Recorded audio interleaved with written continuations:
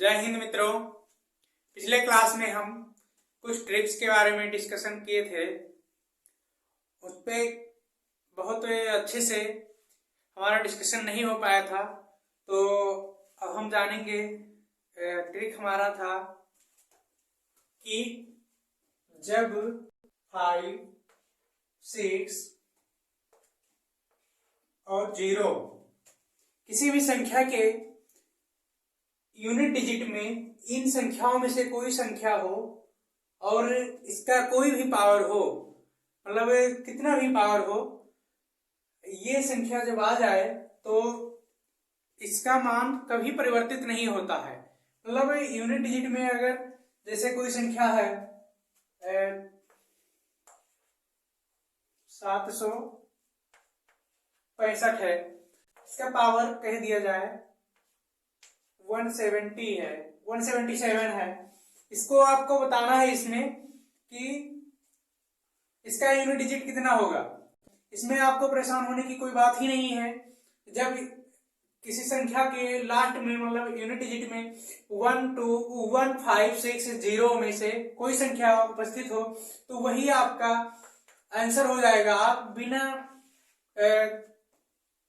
झिझक के अपना आंसर 5 लगा सकते हैं, क्योंकि जब कोई संख्या लास्ट में 5 होती है उसकी गुणा हम या मल्टीप्लाई कर लीजिए तो 5 से ही करेंगे।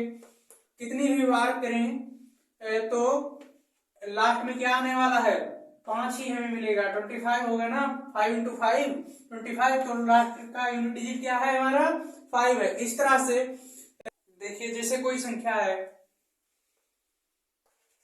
3, 5, 6, अब इसका पावर कह दिया जाए 45, तो 45 टाइम्स इसे आप 356 को गुणा करेंगे। गुणा करना मुश्किल होगा ना, तो इसे आप जो यूनिट डिजिट दिया गया इसका 6 है, यही आप रख सकते हैं। इसमें कोई भी वेरिएशन नहीं होने वाला है। आप इसका आंसर यूनिट डिजिट में आप क्या कहते हैं 6, यही आंसर होगा हमारा। और 0 को अगर देखा जाए ऐसे, इसी तरह से अगर 1 को देखा जाए, 1 का कितना भी पावर आप कर दें तो 1 ही रहेगा ना। 1 के मान में कोई परिवर्तन आने वाला है नहीं, आने वाला है ना। तो इसी तरह से अगर 0 का देखा जाए, 0 का पावर बताया जाए अगर आपसे कि 75 है, तो कोई वैल्यू है इसका 0 का? 75 का मतलब है कुछ नहीं ना, मतलब इसमें कोई परिवर्तन नहीं होने वाला। 0 का जब मल्टीप्लाई करेंगे, कितनी भी संख्या से आप करें, क्यों ना ही करें, चाहे उसको 1 से मल्टीप्लाई करें या 100 से मल्टीप्लाई करें, लेकिन उसका मान जो है 0 ही आएगा। तो आप इन संख्याओं को नोट में रख लीजिए, नोट के रूप में लिख लीजिए कि जो हमारी संख्याएं हैं 1, 5, 6 और 0, इनके मान में कोई परिवर्तन नहीं होता है। क्वेश्चन 5, 3, 8 पावर 2, 4, 5 है। 4, 3, 6 पावर 1, 7। अब इसमें आपको यूनिट डिजिट बताना है। आपको इसमें क्या करना है, केवल यूनिट डिजिट से मतलब है तो आप इसे हटा दीजिए। इन दो संख्याओं को, यूनिट डिजिट को रखिए, यहाँ भी इसी तरह से आप हटा सकते हैं, क्योंकि वैल्यू तो बताना है नहीं, केवल यूनिट डिजिट से आपको मतलब है। और हम क्या बताए थे कि पावर में अगर 4 से भाग दिया जाए और जो भाग करने के बाद जो हमारा शेषफल बचे वो मूल संख्या को पावर लगा दीजिए मूल संख्या पर, और फिर आप अपना यूनिट डिजिट निकाल सकते हैं।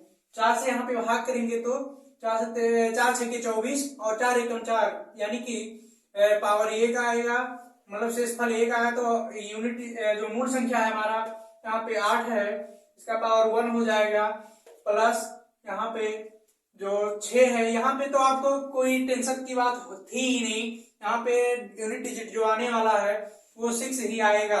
अभी हम करके आपको दिखा देते हैं।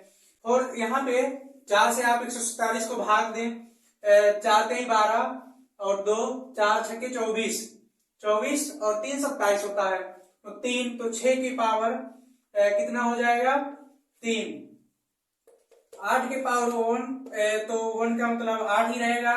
और जो हमारा यहाँ पे 6 है, 6 का 3 बार मल्टीप्लाई कर लीजिए, 6 इंटू 6 इंटू 6, 6 के 36, 36 का गुणा 6 से, इसी से ले लीजिए, यूनिट डिजिट का ही बात है। तो 6 के 36, देखिए 6 ही आया ना, तो इस तरह से ये प्रूव होता है कि 1 5 6 और 0 जितनी भी संख्या के लास्ट में आए वो यूनिट डिजिट के रूप में, उसे आप सीधा रख सकते हैं, कहीं कोई दिक्कत है ही नहीं। 6 आया ना, तो 6 और 8 है, दोनों को मिला करके कितना बना, 8 से 14। तो यहाँ पे फाइनली यूनिट डिजिट के रूप में आया हमारा 4। ये आपका आंसर होता है। अगला प्रश्न है हमारा का मतलब इतना दे दिया गया है, 76 75 6 और गुणे 43 78 गुणे 99 75 में इकाई अंक बताएं। तो आप कैसे बताएंगे भाई, इतना बड़ा गुणा करेंगे तो करते ही रह जाएंगे, 10 मिनट गुणा ही करते रह जाएंगे और फिर भी हो सकता है कि आंसर सही ना मिले आपको। तो हम जो ट्रिक बताने वाले हैं ये बहुत ही आपके लिए लाभदायक होगा। यहाँ का आप यूनिट डिजिट लीजिए और सभी का मतलब यूनिट डिजिट ले लीजिए, और जो संख्याएं हैं उनसे तो कोई मतलब है नहीं, क्योंककि उसका हमें वैल्यू बताना है नहीं, केवल यूनिट डिजिट से मतलब है। तो इसका आप मल्टीप्लाई कर दीजिए इससे, तो कितना बनेगा, 6 48, 48 आया ना। 48 का भी आप यूनिट डिजिट ही लीजिए, क्योंकि हमें आसानी से करना है ना। तो 8 पंचे 40, यहाँ ओवरऑल 40 आया ना, तो जो आंसर होगा हमारा यूनिट डिजिट वो होगा 0। यही हमारा आंसर है।